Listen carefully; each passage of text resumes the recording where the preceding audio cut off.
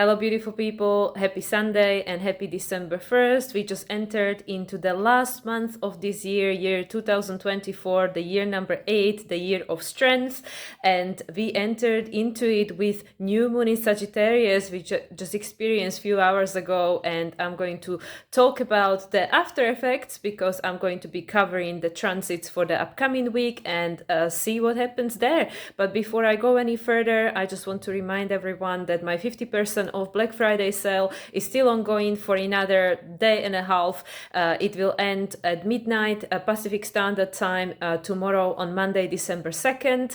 And that's it then. There will be no more 50% sale for another year. So if you would like to book a reading with me, this is a great opportunity. So yeah, and again, I need to let everybody know that my books for December are already filled. So I'm not taking bookings for 2025, but you can redeem this booking at any point throughout 2025. So okay, that's it. That's the promo over. And now let's just open this space for my higher self, my spirit guys. Also, let me think. Starseed family, definitely ascended masters, ancestors. It's always good to have them around. And any beings of light that wish to be present for this transition, anybody that would like to chip in of a higher frequency to support us on our evolutionary path, especially now post this Sagittarius new moon, when moon still doesn't have much light. So let's see what guidance will come through. And actually, to be honest, because as many people are aware, I keep talking about it all the time, I have my moon in Cancer, so I don't have particularly a lot of energy today.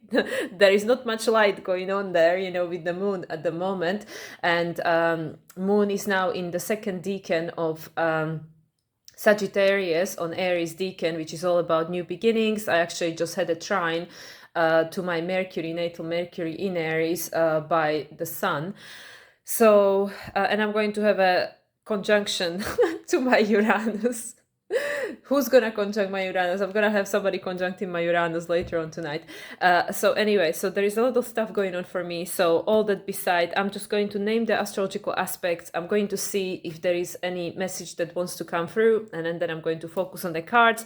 I was intending to only use 4 decks, but then one more deck wanted to speak very loudly. Actually 2, but I'm going to leave one for the practical application of astrology, which I will record at some point throughout next week.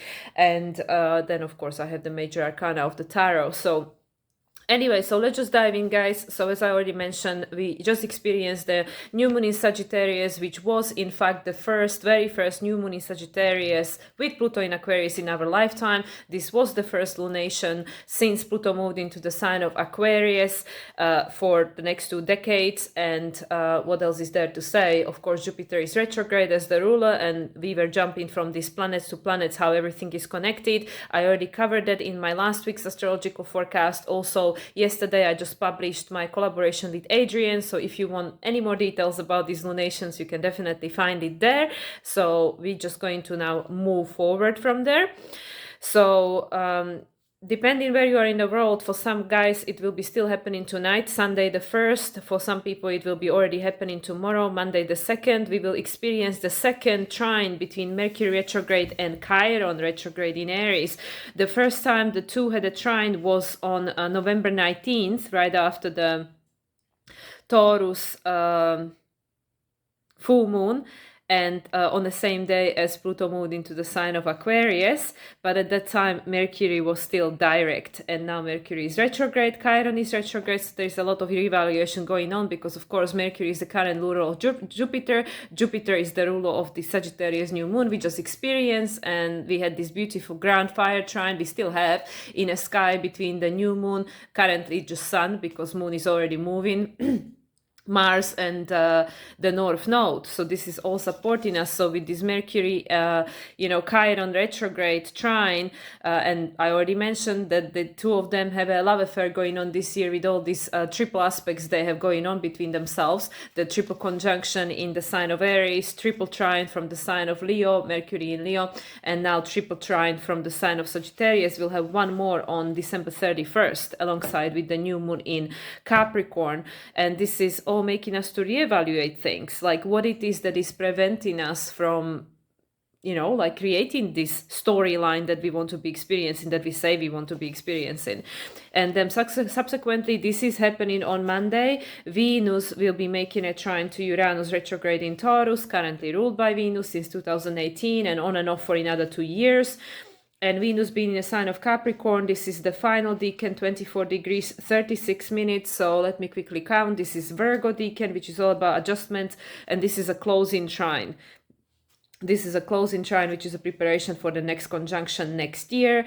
And this is all about this stepping into our own inner authority. This is like the closing trine is like a harvest. So what did we learn? What are we able to now define as the change that needs to take place in order for us to liberate ourselves from this, in a sense, stuckness in this comfort zone, in this zone of survival. This is how it's always been, and this is how it has to be going forward, right?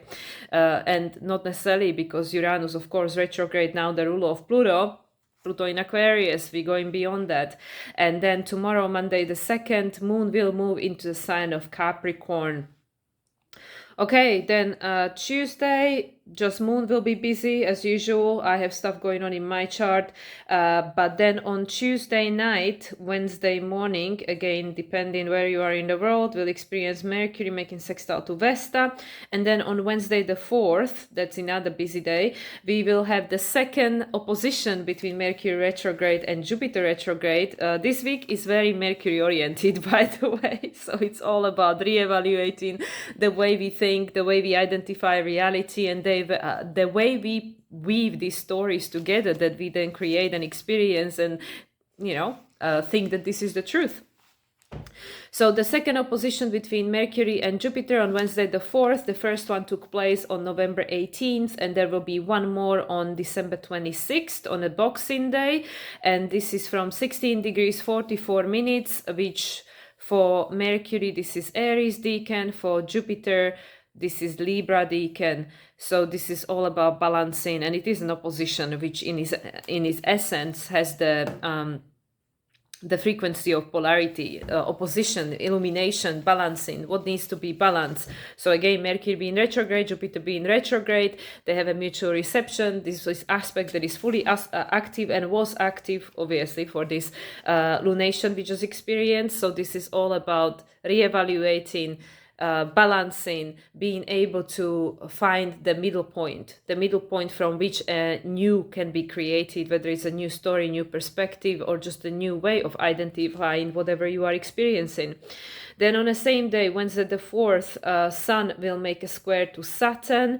Their last conjunction took place on February 28th, at the same day as Mercury conjuncted Saturn, and also the same day Sun and Mercury had a conjunction. And this is again, because Sun is special, otherwise it would be a closing square, because, they're preparing for the next conjunction, but because Sun is special and Sun is the center stage, this has a flavor of the first quarter square for Saturn, which is the crisis in action.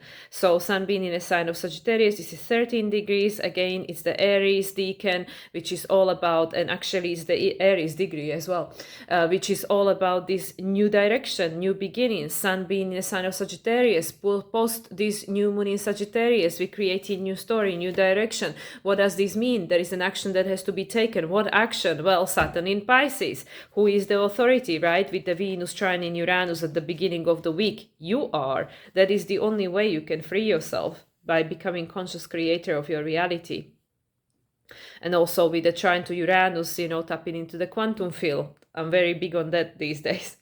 So anyway, so this is a quarter square, from the perspective of Saturn to Sun, this is a first quarter square, crisis in action, something has to change. So there is a lot of pressure. And this is also strongly influenced by all of these Mercury aspects that we've got going on, the try to Chiron opposition to Jupiter, because Mercury is the current ruler of Jupiter and Jupiter is the current ruler of Sun. And Sun is the current ruler of Mars and Mars is the current ruler of the North Node. So we can see how everything is connected. And also, Mars is the ruler of Chiron. And then on the same day, Wednesday the 4th, Venus will make a sextile to Neptune. This is again closing sextile, preparation for the conjunction, which yes, it's going to take place 3 times, because Venus is going to go retrograde in Aries and then go back into the sign of Pisces and then go forward into the sign of Aries throughout March. So Venus will conjunct Neptune 3 times next year in early 2025. Neptune is still retrograde at this stage, Wednesday the 4th. Like I said, this is the closing sextile, which is all about Aquarian flavor, which is all about breaking free from the outdated pattern. And Neptune being in a sign of Pisces, breaking free from that, which is part of the old structure and definition of reality, which now lost a meaning. It did have a meaning. It was important for our evolution. It got us where we are, but it no longer holds the same meaning. So we need to liberate ourselves from it. And Venus, of course, is the ruler of the South Node. So this is all connected to us looking outside of ourselves for the guidance, for the meaning, for somebody else to tell us what to do and how to live our life. So this is actually the final aspect Venus is making from the sign of Capricorn, because she's preparing for her move to Aquarius, which is taking place a few days after that. Then on Wednesday night, Thursday morning, depending where you are in the world, Moon is moving into the sign of Aquarius. Then again, Thursday night, Friday morning, depending where you are in the world, Mercury will make a conjunction to Sun, Mercury retrograde conjunction to Sun on 14 degrees 27 minutes of Sagittarius. And just a little curiosity, Mercury and Sun conjuncted, each time then conjuncted in a fire sign this year, which was in Aries, in Leo, and now in Sagittarius. Mercury was retrograde. Apart from that, they also conjuncted in all the air signs. Well, not all of them, but they conjuncted in Gemini and in Libra, and in these times Mercury was direct. So this is just something that my geeky brain picked up on. But the most recent conjunction between Mercury and Sun was on September 30th in the sign of Libra, which was eclipse season. At the time, Mercury was direct. And the last time they conjuncted before that, on 18/8, which was right before full moon in Aquarius, Mercury was retrograde. That was in a sign of Leo in the late degrees. So this is just a little tidbit of information over there. But Mercury being retrograde in the sign of Sagittarius, conjuncting Sun on Aries decan of Sagittarius. This is, like technically Taurus, like by the degree theory, Taurus degree, which is creating a new foundation.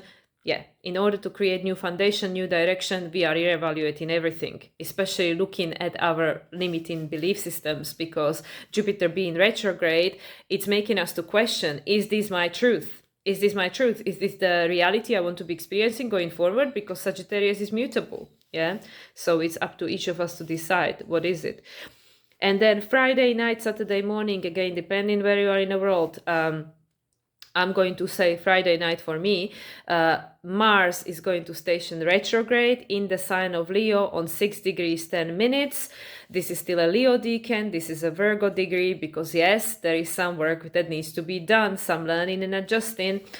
And let me just give you some details with regards to that. So Mars is going to retrograde back into the sign of Cancer, just for people's information if they are interested to know. Mars was in the sign of Cancer between September 4th, which was right after the new moon in Virgo. Interesting, Virgo again, right?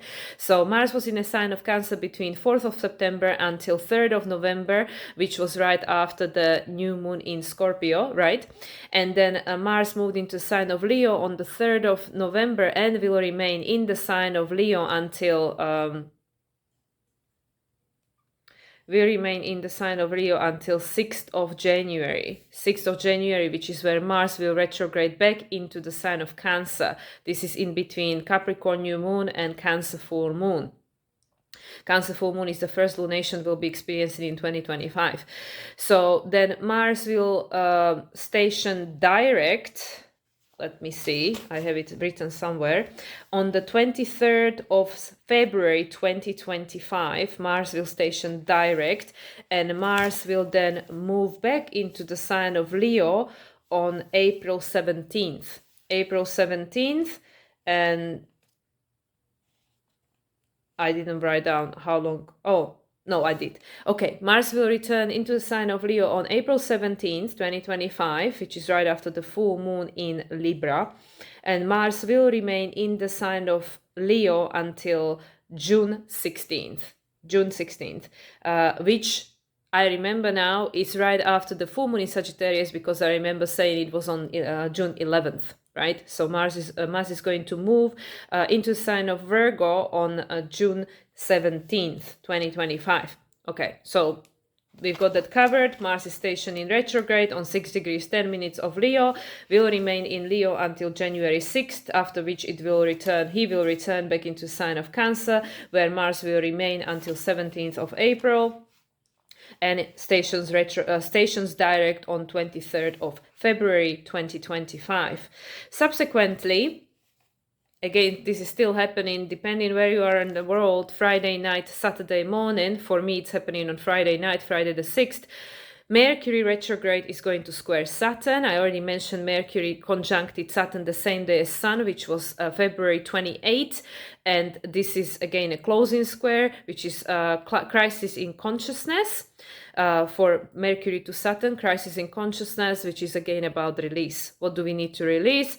Saturn is in Pisces, structure of a reality that's dissolving, and attachments, belief systems attached to it, which are no longer in resonance, no longer hold meaning, and are no longer supporting us in where we're going. So we need to find different perceptions, different truth, different directions, different path of explorations, different horizons to explore, because this is all about expansions of consciousness, because the whole universe is expanding and ascending and rising in frequency, and we are part of it. So it's non-negotiable in a way. Okay, and then on Saturday, this is for most people on Saturday. For people in the mountain zone in Pacific coast, it will be still on Friday. But for me, it's already Saturday. Venus will move into the sign of Aquarius, and Venus will remain in the sign of Aquarius until January 2nd, 2025, which is where she will move into the Pisces sign. So Venus will move into the sign of Aquarius, interestingly. Right after that, a few hours after that, 3 hours after that, Moon will move into the sign of Pisces, which is all about endings. And then right after that, 5 hours after that, not quite, Venus will make a conjunction to Pluto in the sign of Aquarius on 0 degrees 23 minutes. And just to remind everyone, Venus and Pluto already had a conjunction this year. I don't know how often this happens, that Venus and Pluto have a conjunction twice in the same year. I don't think it's so common. Usually Venus conjuncts Pluto once a year, not twice a year, but this time Venus is fast. So Venus is conjuncting Pluto on 23 minutes of Aquarius, and last time she conjuncted Pluto for the first time in our lifetime in the sign of Aquarius on 17th of February, and that was on 0 degrees and 52 minutes, which is number 7, which is all about Neptune dissolving, and this is 23, which is number 5, all about change. So so this is very, very significant, because Pluto was squaring the lunar nodes for the entire 2023, first pointing to the south node in Scorpio, then the node shifted in July 2023, and then he was pointing towards south node in Libra, ruled by Venus, as of July 17th, 2023. At the end of this year, on the 30th, 31st, depending on where you are in the world, I believe, Pluto will trine the south node. So Pluto now having a conjunction with Venus for the second time this year. Prior to that, right after Mars stations retrograde, this is very significant, because it's breaking us free from that outdated pattern, and this is still under the influence. This is right in between the lunations, so this is still after effects of the Sagittarius New Moon.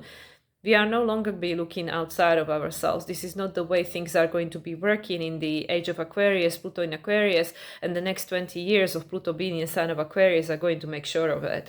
So it's going to be look in for the guidance within, co-creating, collaborating, this Venus, the bridge between your inner and outer world with your higher self, right? This is all going to be a little bit different going forward, because Uranus is the ruler, and Venus is the current ruler of Uranus. Uranus is the ruler of Pluto. Uranus is in Taurus. So it's breaking the foundation of the past, and it's at the same time taking us inwards, Taurus, to reassess and reevaluate, Uranus still being retrograde, who are you? What are you made of? What did you come here to do? And it's all about this self-worth and understanding our needs, values, understanding like the essence of who we really are. So anyway, so yes, Venus conjunct Pluto. This is happening on Saturday the 7th on 23 minutes, 0 degrees 23 minutes Aquarius. And after that, still on Saturday 7th, Sun in Sagittarius is making an opposition to Jupiter in Gemini, the current ruler of Sun, on 16 degrees 15 minutes, which is actually the same degree that the New Moon in Gemini happened on 6-6 portal. New Moon in Gemini happened on 16 degrees and 17 minutes. This is 16 degrees 15 minutes. So this is very interesting too, because this opposition, Jupiter is literally in the same place when the New Moon in Gemini took place on 6-6 portal. And what is 6-6 is all about harmony and balance. In tarot is the Lover's card, right? Is the card of Gemini, is the card of the choice, right? So we have this opposition, and of course we are then, by this point we will be halfway towards the full moon in Gemini, which will be taking place the following week on December 15th, bang in the middle of the month. So this is all about the choice. So Sun in the sign of Sagittarius, in this case still in a Aries decan. This is Cancer degree. So this is all helping us to tune within, because Jupiter is retrograde. It's the energy that takes you inwards. Tune in and to decide for yourself, Jupiter being in Gemini, reactivating the point on which the new moon in Gemini happened on 6-6 portal. Decide for yourself, like what would bring more balance and harmony, more peace into your life, and create a different connection. The number 6, I believe, is associated with Venus, the Libra, this kind of like a connection, right? Connection bridge between your inner and outer world. Again, what would allow you and help you to connect with the world outside of you in a way that is more harmonious, that is more even, that is more balanced, that is more peaceful, right? And only you can decide. That is the thing. This is the whole thing about this Venus in Capricorn.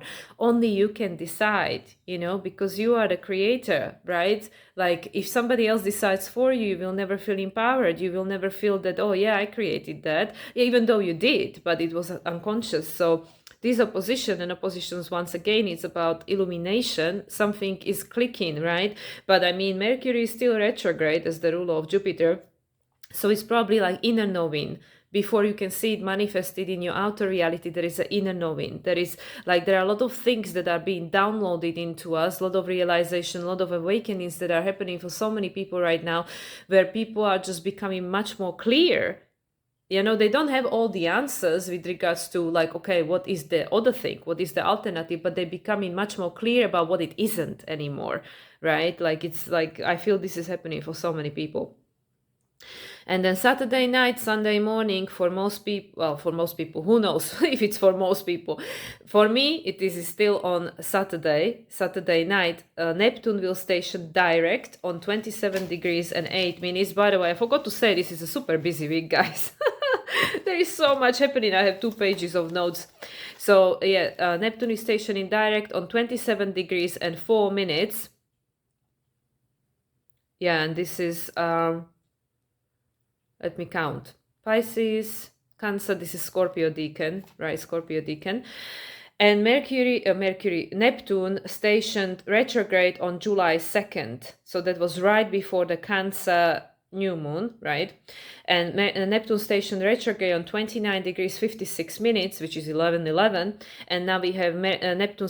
I don't know why I want to say Mercury. Neptune is stationing direct on 27 degrees and 8 minutes, which adds up to number 17. That is number 8. That is all about strength, right?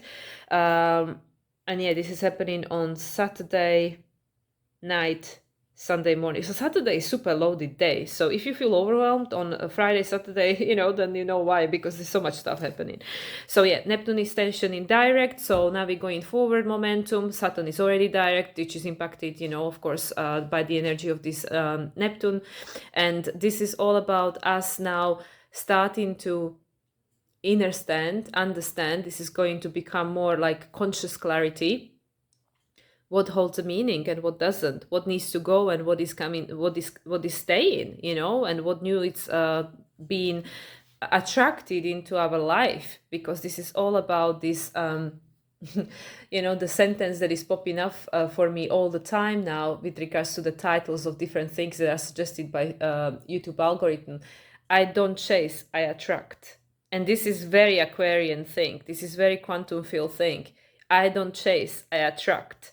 So even with this Neptune, like, all you need to do is really decide, right, what you want, what holds a meaning, and then you just let it come to you. You don't go chasing after that, because we also know with the butterflies, right, if you chase after butterflies, they will just keep flying away from us. But if you just like stay still and just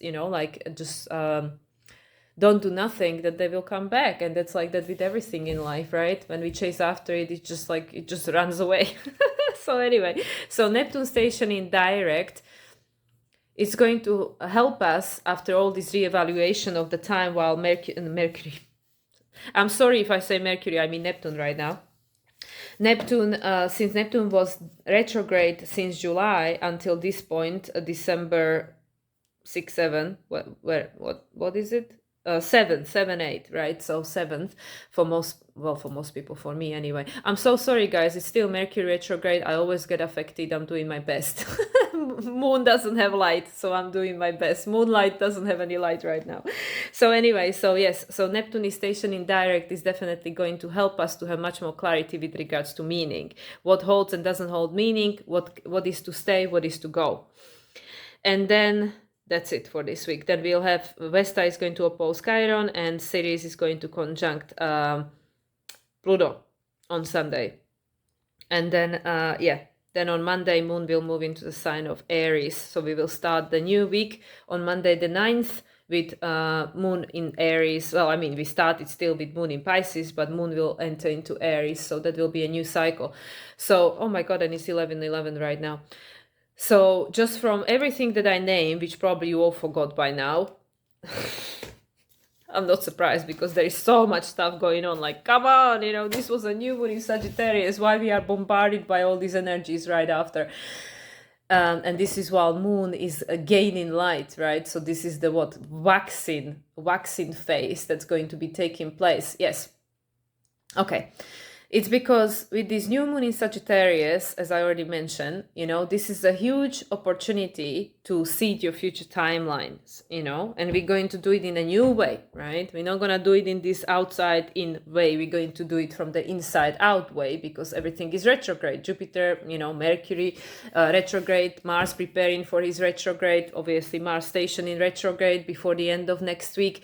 Venus is moving into Aquarius, conjuncting Pluto and all the rest of it. These triple aspects becoming the second activation, with the Mercury trying to Chiron, Mercury opposition to Jupiter, and then we also have the square to Saturn from Mercury and Sun, and conjunction Mercury to Sun, and opposition between Sun and Jupiter, all the rest of it. There's tons of things happening.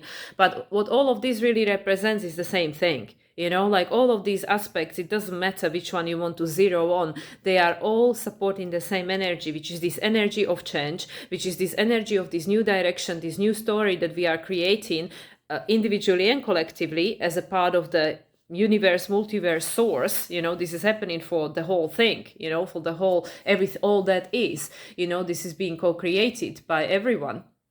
And we have a choice with regards to what do you want this next chapter to look like. You don't have a choice with regards to, you cannot stay stuck where you were, because that's no longer available. It's going to become obsolete soon. So that's what I mean, because Saturn, Neptune are going to move into Aries.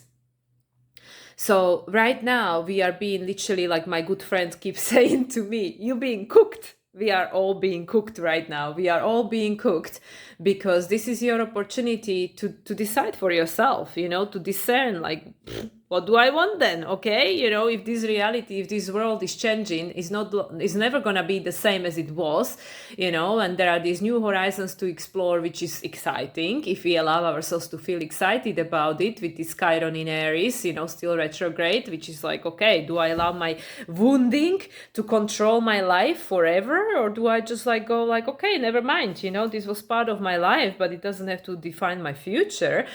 So so all these aspects that are taking place, and especially these triple aspects we have going on, and like I said, what is it going to be? Venus conjunct Neptune 3 times. Yes, Venus is also gonna conjunct Saturn 3 times and North Node 3 times in 2025. So there are all these triple hits. What is free? Free is Jupiter. Free is about expansion. It's about co-creation. Free is the number of Empress in a tarot, which is about fertility. It's about giving birth to something new. What are we birthing? New earth.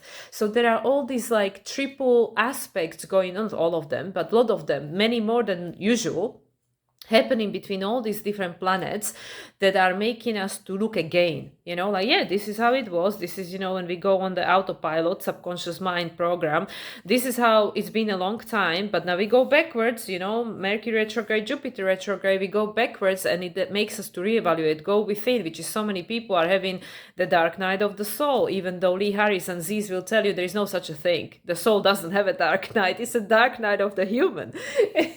The human soul, but not the soul. The soul doesn't have a dark night. The soul knows exactly what's happening. The soul is always behind the driving wheel. The soul is in charge. So the soul is fully aware. There is no such a thing. Soul doesn't have a dark night. It's a human.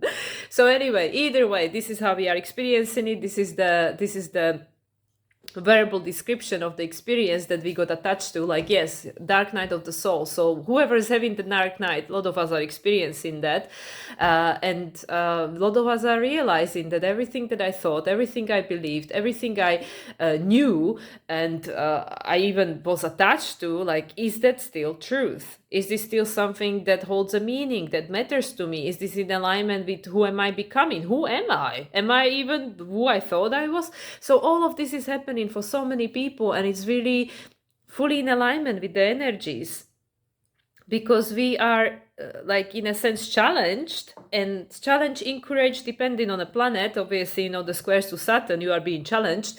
The trine to Chiron, you are being encouraged. The opposition is okay, can you see now? Can you see the imbalance, and where do you want to go from here? So there are all these aspects, whether you look at them from the polarity of, oh, this is bad, this is challenging, or oh, this is good, okay, this is smoother. Doesn't matter the polarity. There are all these aspects that are happening for us to support us on this trajectory towards our evolutionary expansion as individuals, part of the collective, part of the cosmos, part of all that is. And it is scary and exciting at the same time, because the two are very connected. The two are, it's just the flip side of the same coin, isn't it? The fear and the excitement. For example, I can say from my previous personal experience, I did skydive 5 times. 5 times.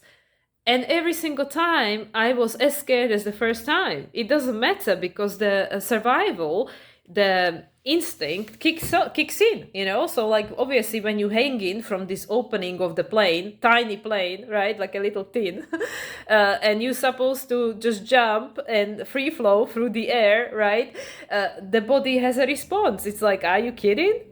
Are you crazy? Are you really doing this? Or people who did bungee jumping and stuff like that.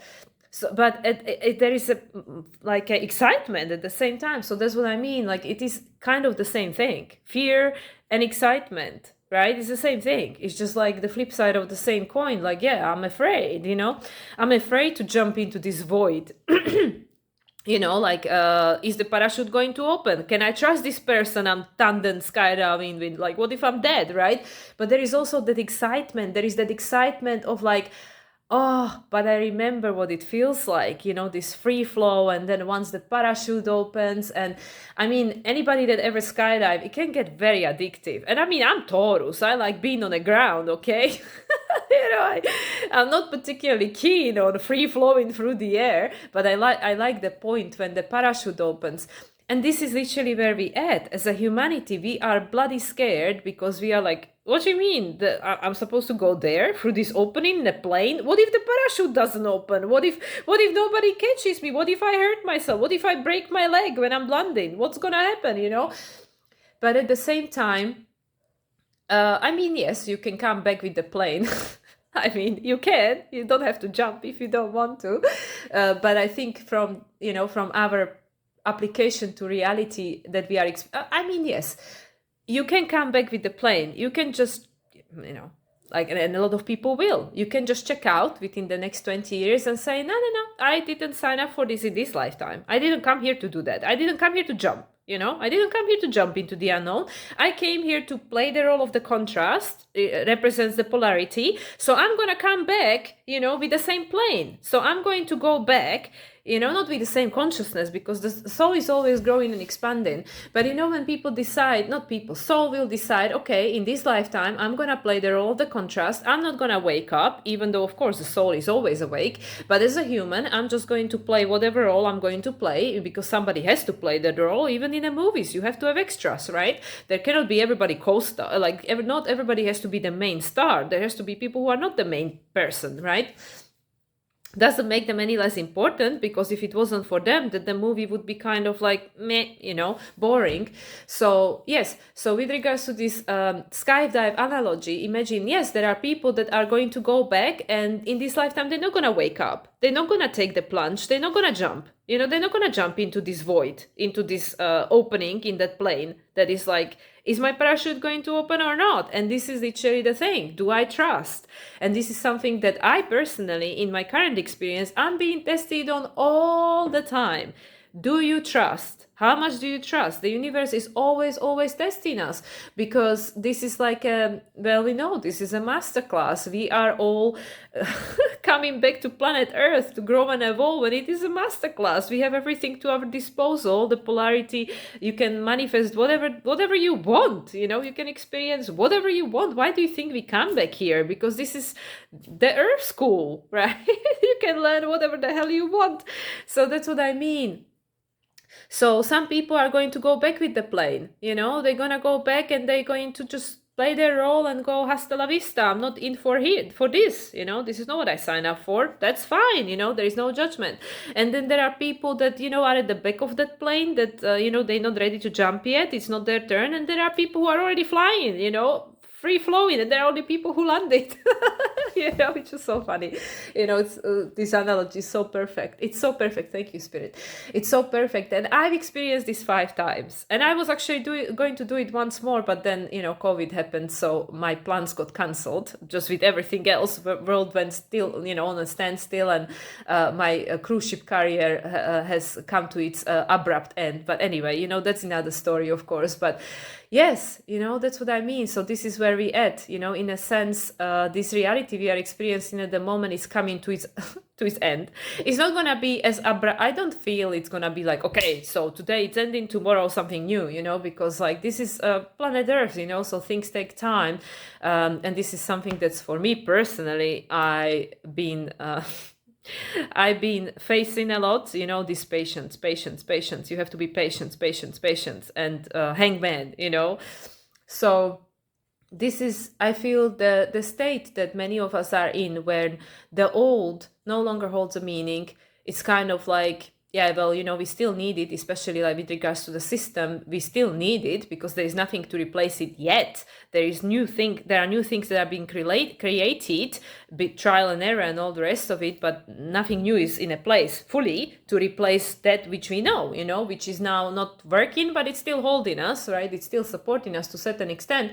And that's the same in our life, like when you feel like and this is again personal, like I can confirm from my personal experience, like when you feel like I'm not the same person, like I'm someone else now, I change, my values change, my everything change.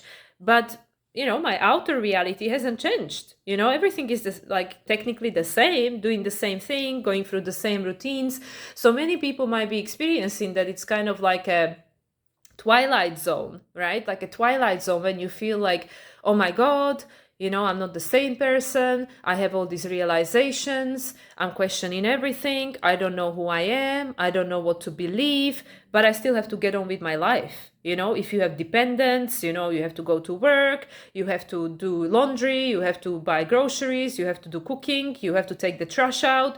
So that's what I mean, so it feels like a twilight zone because you feel like a what is it, imposter syndrome, right? Or like a walk-in, like this reality just doesn't fit me anymore, but I still have to get on with it because there is nothing yet else manifested. This is literally the energy. This is literally the energy we are experiencing, especially with all these retrogrades. And just like hold on your horses, hold on to your horses, because Mars is gonna go retrograde, like I said, before the end of next week. And yeah, by the time Mars is done and comes out of the shadow sometime in like late May, June, I didn't write it down, but it's going to station direct and then go into Leo, April 17th. So yeah, sometime in May, Mars is going to come out of the shadow. So between like what it went into his shadow, I think it was my sister's birthday, I remember, if I remember correctly, October 5th, I think it was, October 5th or something like that. So imagine from early October until May, some point, Mars is in his pre-retrograde shadow, retrograde, and post-retrograde shadow. So we won't really know, very likely, until like new moon in Gemini, full moon in Sagittarius, like May, June, end of May, June, like we don't really know. We don't really know. And between now and then, there's going to be all this free conjunction between Venus and Saturn, Venus and North Node, Venus and Neptune. Mars is going to make a trine to North Node 2 more times. The last time will be when Mars is back in Cancer. North Node is already in Pisces. There are so many things. So many things. So that's what I mean. So we are being cooked. We are being cooked right now because there are so many things that are going and there are so many things that are coming, but there is no completion yet. There is no final product. We don't know. So with this new moon in Sagittarius, to tie it up all in a bow, even though this is just like, oh my God, this nothing I said really makes sense. I just keep everybody hanging here because it's like, oh yeah, but the moon has no light. We just had a new moon. The moon has no light.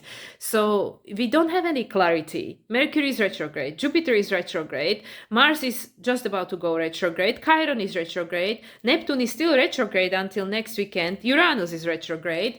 So, what clarity do we want? Venus is going to be retrograde next year from March.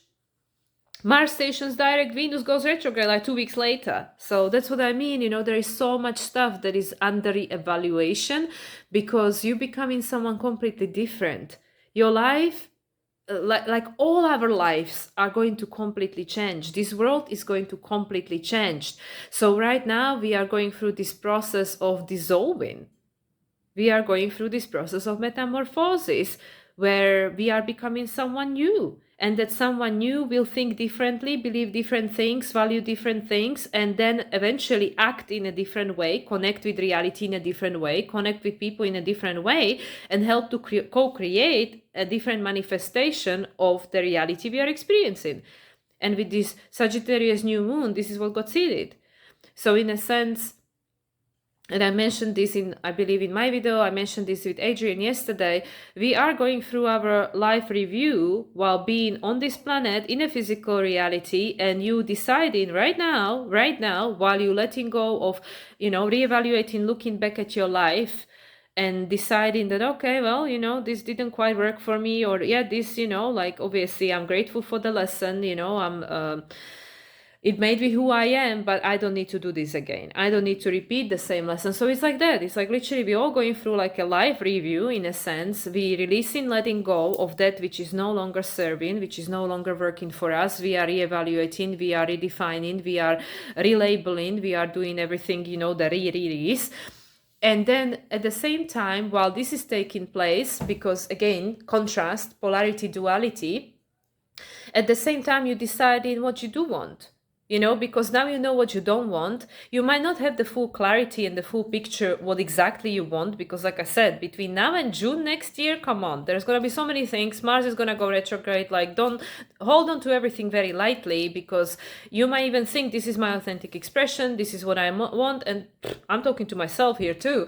But by the time that is like June, right, it all might change again, so this is it now, but this will keep changing, because by that point Neptune is in Aries, Saturn is going to enter Aries sometime in June, I believe, and then eventually Uranus is going to enter Gemini sometime in the summer next year, I think July.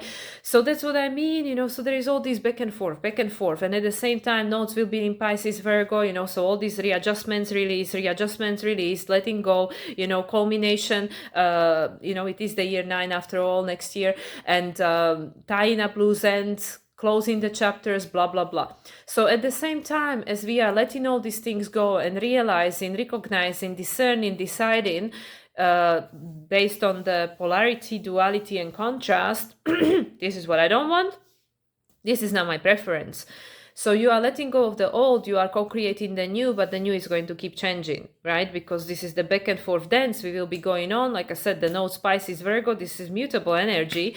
And yeah, Jupiter is going to enter into the sign of Cancer in June, before the full moon in Sagittarius. So we are birthing a new version of ourselves, which is going to be based not on these projections and adopting stories and identities and labels from our external environment. No. South Node in Libra, Venus conjunct in Pluto, Venus going retrograde in spring, from Aries to Pisces, back to Aries. No. This is not going to be the case anymore. This is all going to build on this authenticity. And like I said, what you think is authentic expression for you right now is very likely to change, but it's okay. But at least you have the first layer. You go like, okay, this is not who I am anymore. This feels more like me. But let's just work on it. Let's just build on it. Let's just keep going and see what happens. So this is what I mean, so this is it. So if you feel completely lost, confused, and kind of like no idea who am I, no idea where am I going, no idea what is the story, no idea what is my purpose, it's okay, don't worry. You are exactly where you're supposed to be, because to question thing is good, because we are, and this is like what I said previously, this is why Mercury goes retrograde so often, because it stops us on our track of this. And I mean, people born with Mercury retrograde, they think like this anyway. This is their thing. I have Mercury trine by Uranus, so like little bit like that too. And my Uranus is retrograde. But anyway, the whole point is that we are forced to go within and stop going on autopilot, this hamster wheel run, and reevaluate. And this is this is happening in a grand scale right now. This is literally happening like right now as we speak. So yeah, so this is the seeding of the new story. And like I said, through contrast, you know what you don't want. So based on what you know now, which is going to keep changing, but it's okay. You are where you are, present moment is all that matters, because the future is, is not yet created fully. And it keeps changing, and it will keep changing as we keep going and become more and more masterful at our ability to work with this quantum field and timeline and manipulate our energy and stuff to achieve whatever we want. So that's what I mean, we are now seeding these new timelines that we have the opportunity to experience going forward, and we can always change it. This is the Gemini, you can always make a different choice. So this is so fascinating, and all these aspects, which I named for the first 20 minutes, they are supporting us in this. They literally, everything is happening, is all divinely orchestrated, and it's happening exactly as it's meant to be happening in order to support this process, which is completely in alignment with our soul's desire, because you are right here, right now, breathing, listening to me. So you are meant to be here, at least right here, right now. And this is exactly in alignment with what's happening for the humanity, you know, the expansion of planet, expansions of the cosmos, and yeah, the whole thing, you know, source. This is exactly that. So anyway, guys, so it's 11:33, so I'm gonna start pulling some cards. Been talking for 48 minutes again, like, you know, it just, I don't know, the time is just going so quickly. Or maybe I just talk a lot. Both are truth, I'm sure. But like seriously, the time is like going 1.5 1.5 speed very quickly, which I guess which is, I am wired that way anyway. I talk very quickly because my brain thinks very quickly, and I'm like, let's get going, let's get it done, you know. Mercury there is here. So anyway, I'm gonna pull some cards now. So I think you get a gist of what's going on after me talking about it for 50 minutes.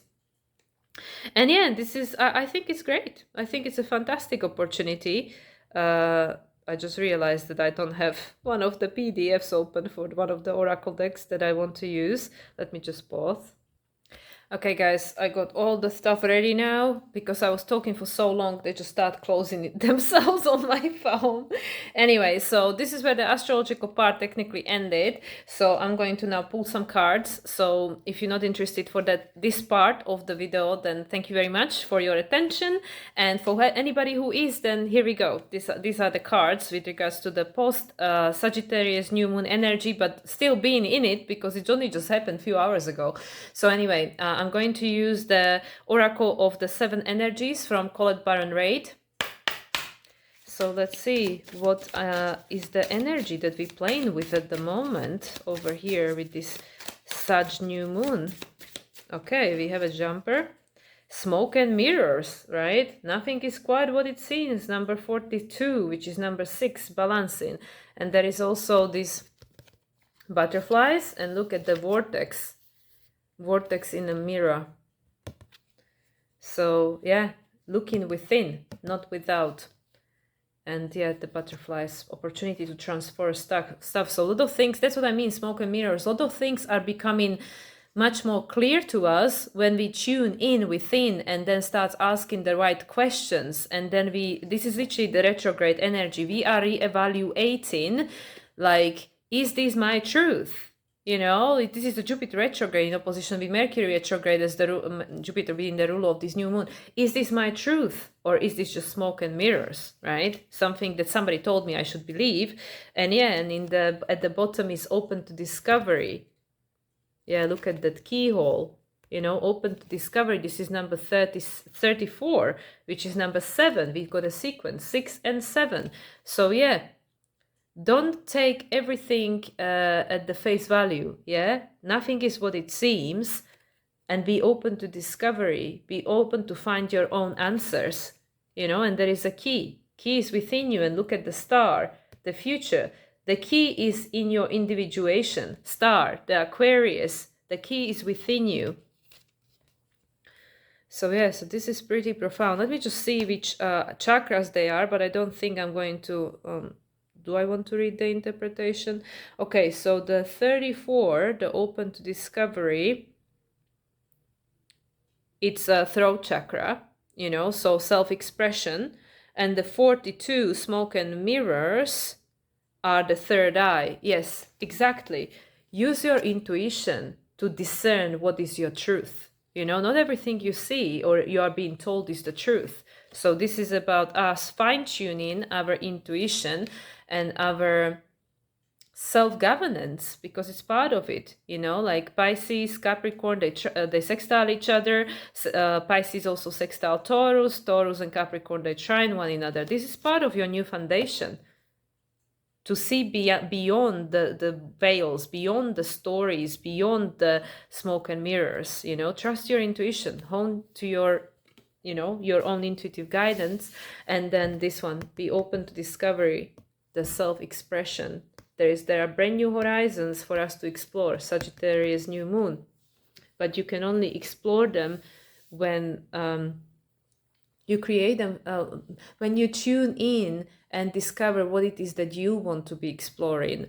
Not the outer world telling you what it should be that you should be doing with your life, who you should be, what you should be achieving on all these expectations, you know, the South Node in Libra and Venus now trine in Uranus, closing trine. So this is it. You know, like you have to find your own inner truth and follow it. Follow it. You know, when I first look at this, I thought it was hot air balloon, but no, it's a keyhole. The key is within you. It's in your authentic expression, in you breaking free. This is the Venus trine to Uranus, literally. Breaking free from the known, yeah? Yeah, let's jump out of the, you know, not hot air balloon, but the skydive. I would definitely do it again. Okay, I am not going to read the interpretation. I'm going to stick with what's coming to me, because sometimes it gets quite confusing, because sometimes it says different things. So anyway, I reach out for this, so I'm going to carry on.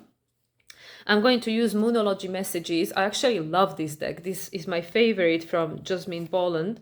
I don't resonate as much with the previous two, but I love this one. This is Moonology Messages Oracle. I believe it's her latest deck. So we're going to get a message from the moon. Let's see. Moonology messages. What does the moon have for us? Even though moon has no light, but you know, what do you have for us, moon? Now that you met up with sun and are in a new phase on Aries Deacon, what is there for us to know?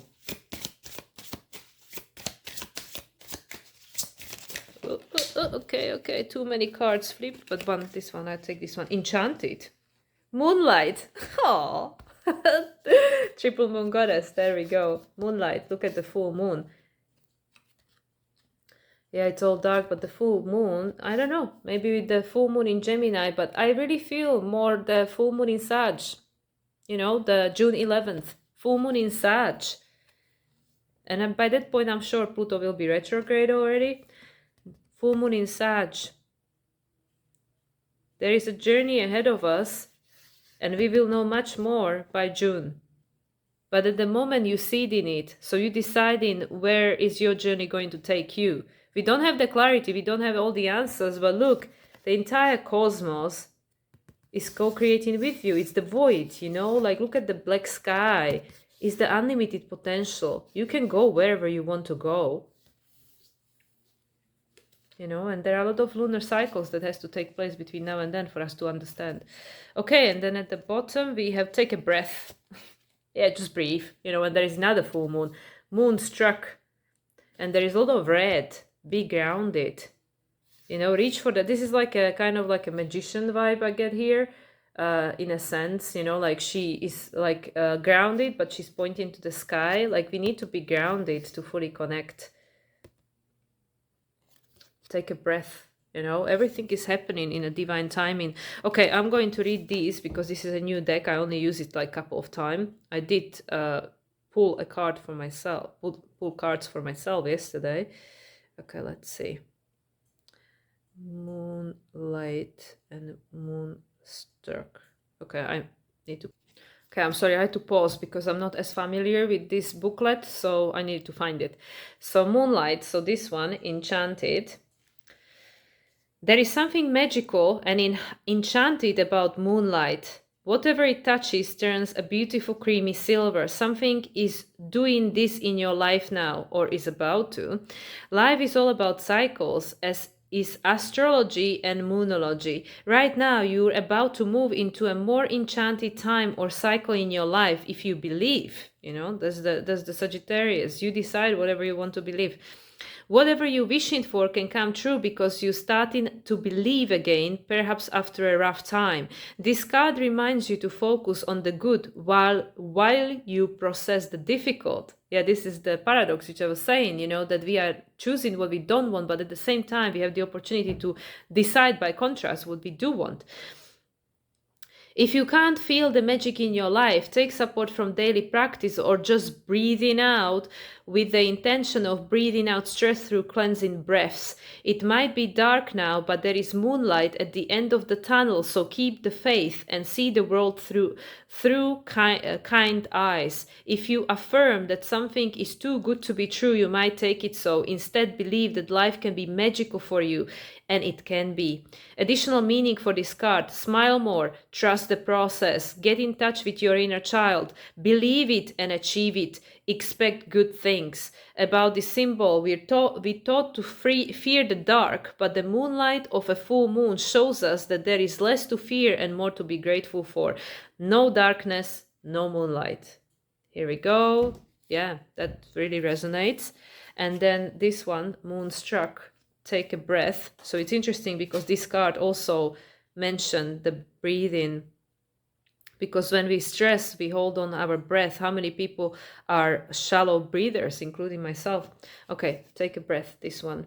I think it's the grounding.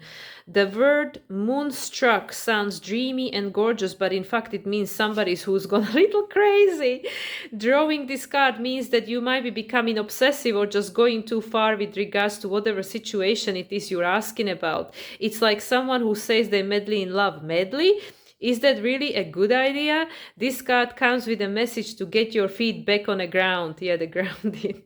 If you've been a little bit historical or histrionic, it's time to pare that back as well. Take a couple of deep breaths. Try to get your situation into perspective. There's nothing to be gained by allowing yourself to be completely and utterly overwhelmed by your emotions. Think of the cycles of the moon. The moon takes a full fortnight to move from new to full. She grows a little in size every day as she swells to her beautiful full self. So when you draw this card, you too need to allow things to progress at a more appropriate pace. Additional meaning for this card: slow down. Being manic won't help. Breathe, drop the drama, give a situation time to unfold.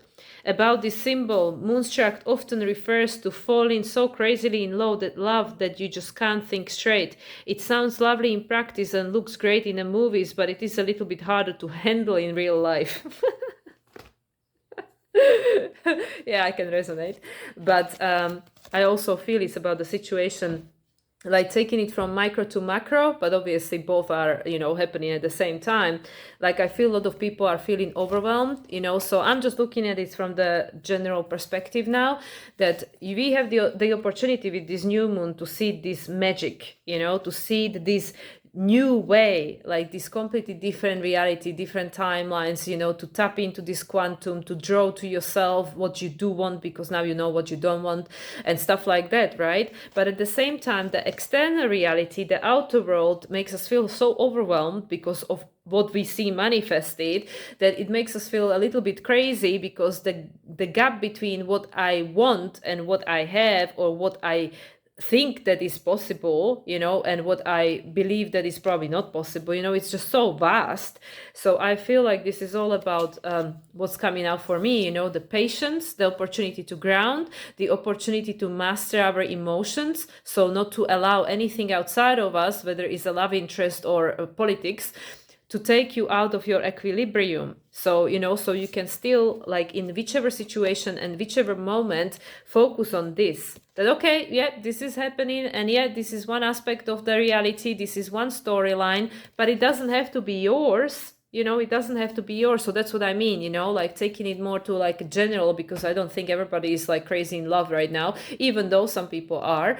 But, taking it from the micro to macro, macro to micro, this is what I feel, that with everything that's dissolving, people are feeling like the world is going crazy. They feeling my life is going crazy. Like I'm going crazy. I don't know who I am anymore. Like literally, if we lose that sense of stability and security that is connected to the known, the Cancer Capricorn, right? It does make us crazy. It makes us like, oh my God, where is my next paycheck coming from? Where is my next meal coming from? What am I going to do? We just go completely crazy, right? It's easy to get overwhelmed. So that's what I mean, that this is the opportunity to get grounded. Take a deep breath. What's happening right here, right now? Look around yourself. Okay, what's can I feel? What can I touch? These little tricks that the psychologists will tell you. Use your senses. Take a deep breath.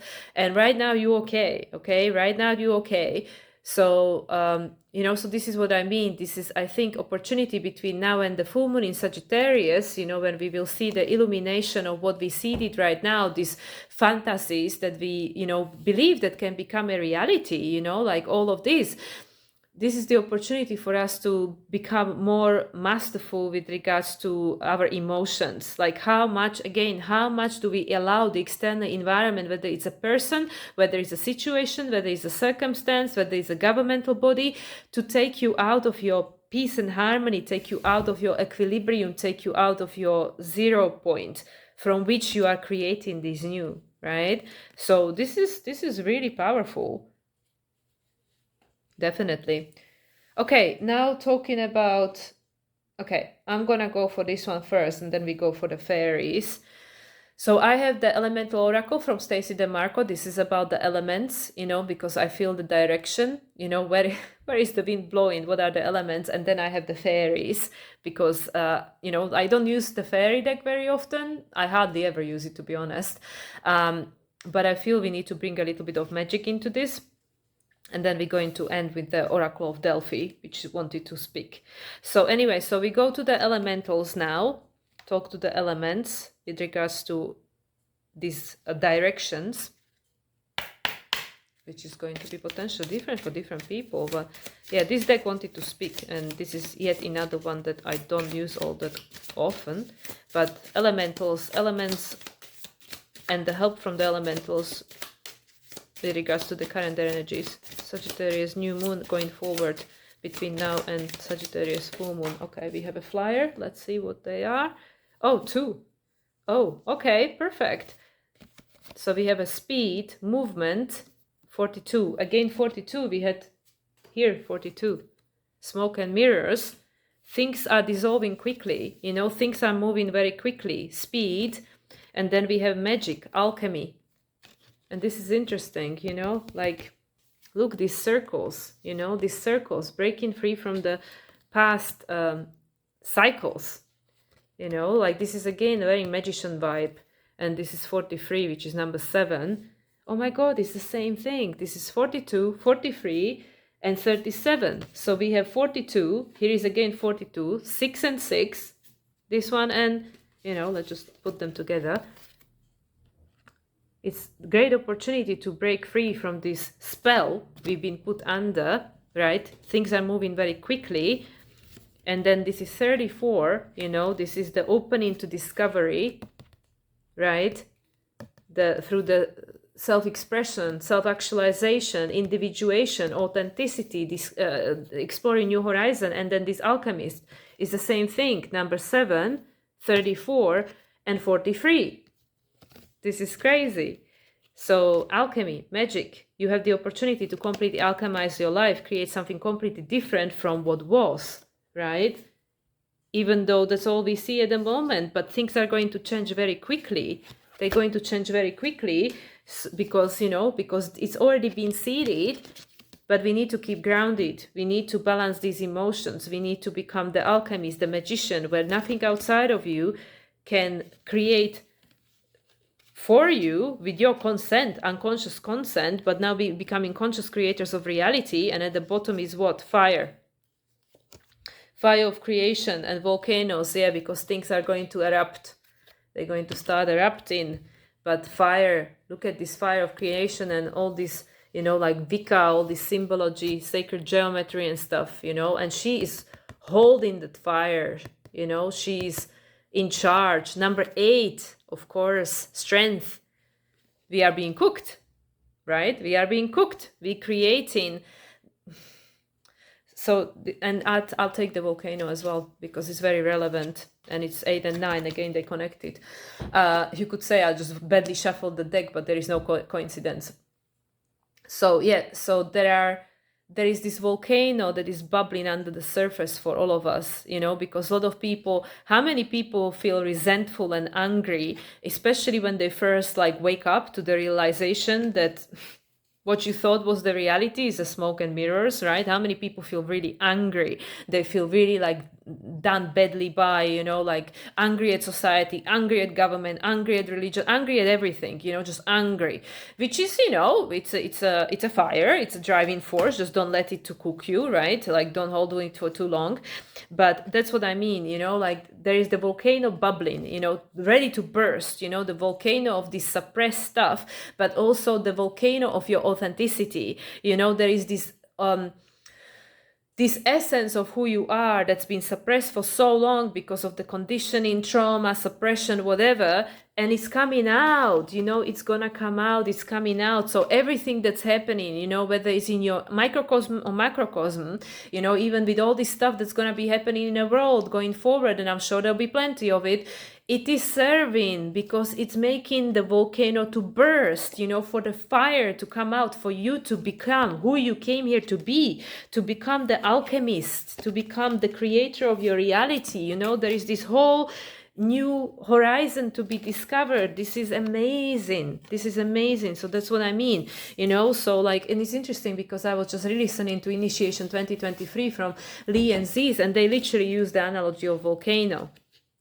They say, like, when on a human level we talk about volcanoes, people can get scared, they get scared, oh my god, volcano, like destruction and terrible, right? And it has a cause and effect, obviously, there are consequences to that. But from the spirit perspective, the volcano that's within you, that's been bubbling and waiting to erupt, this true authentic essence of who you are, to create with the fire of creation, is the Aries, is the North Node, this new direction, the opening to discovery, this new direction again, to become this alchemist, and this is amazing, this is literally the year 8, so here is like reverse, the year 8 where we at, this fire, and it's gonna burst. It's bubbling under the surface, it's gonna burst so we can create new, but it's again about this grounded, because the fire can burn you, right? So this is the mastery, this is the self-mastery, this is the Capricorn. It's not about someone else to be in charge of your life. It's about you to master your emotion, you to master your reaction, you to understand yourself, who you are, where you came from, what made you who you are, and then be able to make a choice, discern and create a new foundation based on you knowing yourself and accepting yourself unconditionally, and this path towards self-mastery, which is like, I'm in charge. Yes, if I screw up, okay, I've learned, but I'm in charge. I create, I'm the alchemist. So this is perfect. I'm not going to read the booklet. This is perfect. I knew there was a message in that deck because it wanted to speak so like loud, and I mean, it just never fails to, like create this sense of wonder and magic working with the cards. That's why I love it. Astrology and cards, they go so well together, because astrology can be very technical. You can get too lost in, like, I mean, I do it intuitively anyway, but people can just get too lost in all the definitions and like, oh, but this is how it is, this is how it was, this is how this is not how I operate. So that's why I like the cards as well. So anyway, so we're gonna speak to the fairies now. Let's bring a little bit of magic little bit of fairyland, that we're talking about all of these all of these magical things that are going on here. Okay, message from the fairies. What the fairies, we have the elementals, they are telling us about the fires. Now fairies, oh, look at that, so beautiful. Purity, yes, exactly, the unicorns, right? Purity, the white, we creating magic. That's what I mean, like, yes, you look outside of you, it doesn't look like that, but remember, it's smoke and mirrors. You create your reality. It is whatever the hell you want it to be. So purity, always trust in the purity of your heart. Look inside your heart, and within it you will find the answer to your question. Exactly, that, I don't even know where it was, but the thing that you have to connect with your intuition. Yeah, the smoke and mirrors, yeah, that was it. The third eye. Everything outside of you is just encouraging you to go back within and check with yourself. Does this resonate? Is it my truth? It doesn't matter what it looks like. Does it feel right for you? So purity, the opportunity to reconnect with the, again, same thing, with the true essence of who you are, with the inner child, with your soul, to believe in magic once more, to create the reality that you want to be experiencing, become the alchemist. And then at the bottom is hope, with this beautiful dove and the rainbow. There is hope, there is the rainbow on the other side of this. And it's already there, you know, it already exists. It's already created. It's just us bridging the gap, you know. So yeah. And again, the fairy, you see. Hope is always there, even if we can't see it. Optimistic expectations can help change a negative situation into a positive one. Exactly. This is the quantum field. Yes, this is what I can see right now, but it's not all there is. It's not all there is. There is much more available to us to tap into, and that's what we're discovering. In order to create different reality, we will not do it the way it's been created this time, right? We need to change the level of consciousness in order to create different reality. This is the 5D, right? The connection to the heart. And that's the intuition, that's the authenticity, that's the Aquarian age, equality, it's all of that. So yeah, purity and hope. Everything is being washed clean because there is this hope, which is, you know, technically a guaranteed thing, as far as I'm concerned, for a better future for everyone. You know, the Aquarian age is here. It's here. It's not gonna just go away because there are a few people in the world that play the role of the contrast that don't wish it to be so. No, the time is up. That's it. But of course, they're not just gonna roll over and say, okay, sure, bye. So this is where you have to use your power, your innate power of being the alchemist, and neutralize, you know, don't allow the external world to make you believe that you can't do something. Okay, Oracle of Delphi, we're going to close with a bang because Oracle of Delphi has a message for us. One of my most favorite decks. Oracle of Delphi. What is the closing message with regards to Sagittarius New Moon and Aftereffects? Okay. Mystic. Another 24, another 6. Oh my god, this is the third one. Look at that beautiful, again, sacred geometry. Can you see around her? And all that purple, you know, she's again in white. This is all about the crown chakra, the purity, the co-creation, the forgiveness, the pink, the heart. Look, she's creating in this portal, in this bubble of her own creation, you know, magic, mystic. No, seek, contemplate, philosophize. And at the bottom, priestess, absolutely, high priestess, number one. And she's in red, the creation, and she's sitting on a crescent moon, right? The goddess, the yin and yang, balancing the polarities, you know, the masculine and the feminine, the yin and yang, reconnecting with the divine essence of who you are through the balanced place, you know, no more like polarities. And yeah, it's all this red and all this orange. Two beautiful expressions of the divine feminine. We never pulled these cards before, but yeah, the balance will take you back to beginning. And the number one, magician.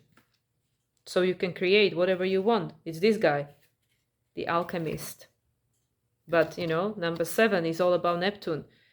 We need to let go of that is here now, you know. That is not a frequency match. It's the squares to Saturn, squares to Neptune from Sagittarius. This is such a beautiful deck. I just can't get over it every time I use it. Okay, 24, we're going to start with the mystic. This one, you know, with the sacred geometry. Know, seek, contemplate, philosophize. Discover your why and merge with your magical pathway. Once you know your core values, Taurus, choices and directions are easily made. The mystic attains intuitive insight when in a state of spiritual ecstasy. Expand your state of consciousness to communicate with the divine or to connect with your own intuition. Mystic, you are a treasure. Bring forth the wisdom from all who came before you and act as the pivot point for all those yet to come. Your mystical gifts are evolving, and this newfound awareness has you asking yourself some life-changing questions. Yes, Jupiter retrograde in opposition with Mercury. You may be on the hunt for more meaning in your life. Embrace this yearning. It is an evolutionary shift. As your natural curiosity expands, so does your conscious understanding. With your heightened awareness, you become more sensitive to the interconnectedness and synchronicity between the physical and spiritual world. Trust in your everlasting connection to universal wisdom. You may be receiving spiritual signs designed to help you on your journey and create a proactive plan. Open your eyes with faith in a natural order and divine timing. Know that everything is unfolding for you with a sacred purpose. Even if right now some parts seem unclear, the mystic's quest is not so much about becoming anything, but more about unbecoming everything that does not truly resonate deep inside. Steer clear of beliefs and concepts that do not ring truth. Trust in your psychic knowing to make sense of life mysteries. The synergy of spirit and matter is the mystic's way. Determine your values and views from both a logical and psychic perspective. Bringing together the practical and the intuitive creates a balanced outlook. Balance, right? Aquarian thing. Step forward confidently on your soul's path with your vision and values in mind. Do not worry so much about the right path to take, as there are many routes to your desired destination. The oracle's prophecy. Mystic, you are a sacred vessel of divine wisdom. Chakra, crown, state of grace. Talisman, a flower of life. Right? Behind her. Symbolizes creation and how all life comes from one sacred source. Faith in action step. Look for and intuitively interpret the spiritual signs and patterns around you. There are no coincidences. Alignment activation. Reflect on the mystic card. Go within to connect with your inner knowing and affirm. I am initiated. Initiation, again the words. I'm initiated into spiritual mysteries that give my life meaning and purpose. Living with mystery excites my soul. Yeah, the skydiving, right? Artist insights, trust the signs you already know. The answers are within. Exactly. All right, this is gonna be another long video, but I really want to read the priestess as well, because this is the cover girl and it's I feel it's an important message. So let's read the priestess as well. But yeah, this is what's happening. We all awakening to our spiritual gift. Priestess, begin, perceive, predict, prophesize. Today is a new day and a fresh cycle begins. Yes, new moon in Sagittarius. As the tides flow and the crescent moon grows, the priestess ignites spark of creative insights. This I really feel is connected to this full moon in Sagittarius. What will you know that you not yet know, but it's already begun. In euphoric trance, the high priestess of Apollo channels universal wisdom to open you to the divine. On either side of her stand two golden pillars, marking the portal to her mystical temple. The temple of Apollo. The red wisdom keeper entreats you to follow your sacred leadership path and wholly embrace your intuitive gifts. You are being called to step onto your priestess path with a sense of unwavering devotion, to lead with wholehearted dedication to uplifting universal consciousness. The pilgrimage of the red veil is the journey of reclaiming your priestess lineage to restore your divine feminine power. The veil represents life force energy and the seen and unseen mysteries. Unlocking your ancient wisdom and soul memory accelerates your growth. Right.